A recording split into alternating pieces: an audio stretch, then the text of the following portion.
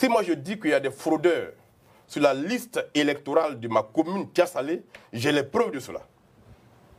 Et je le dis et je l'affirme, il y a des fraudeurs sur la liste électorale de Tia-Salé.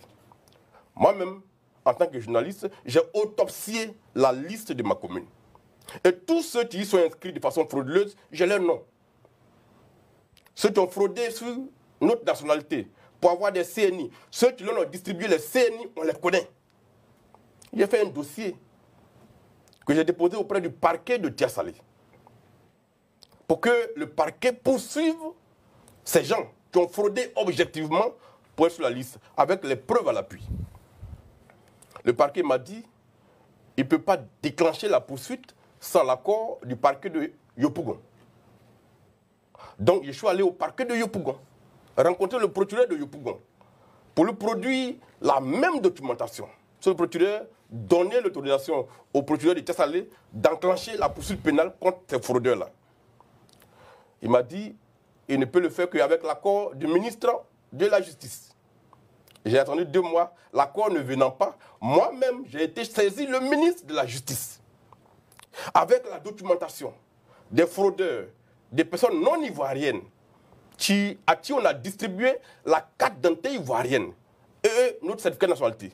J'ai leurs extraits, j'ai les extraits de leurs parents, j'ai les lieux de naissance de leurs parents dans les pays où ils sont nés, j'ai tout ça. J'ai produit tout ça au ministre de la Justice pour qu'il donne l'autorisation au parquet de Tia-Salé de poursuivre ces fraudeurs et qu'on les radie de la liste de Tia-Salé. Et qu'en plus on les mette en prison pour fraude sur notre nationalité. C'est depuis le mois de juillet 2023 que j'ai saisi le ministre de la Justice de toutes ces preuves-là. À ce jour, il n'a pas réagi. Au point où moi-même, en tant que citoyen, j'ai été obligé de saisir un avocat que je paye pour faire une procédure contre ces individus-là. La procédure est encore pendante devant le tribunal de Tia-Salé. Et les juges, en quelque sorte, marchent sur les œufs sur la question. Voilà, et quand moi je le dis, je documente et je donne les preuves. Donc, il ne faut pas affirmer les choses. Quand on dit qu'il y a 2 millions de personnes non ivoiriennes sur la liste électorale, il faut apporter les preuves. Parce que si l'autorité est de mauvaise foi et que ces personnes sur la liste électorale leur profitent, elles ne feront rien. Mais si chaque acteur politique dans sa zone de naissance, dans sa zone d'action, fait ce que j'ai fait là, et saisit un tribunal, en ce moment-là, on a une documentation qui pourrait être des preuves parlantes le jour où il y a un débat national à faire. Quand je vous le dis là, je vous dis que j'ai des preuves, que j'ai même envoyé au ministre et les décharge. Et le ministre ne réagit pas. C'est comme ça qu'on peut interpeller les gens et les amener à prendre des décisions. Sinon, vous leur offrez la possibilité de dire, oui, vous dites ça, mais il n'y a pas de preuves.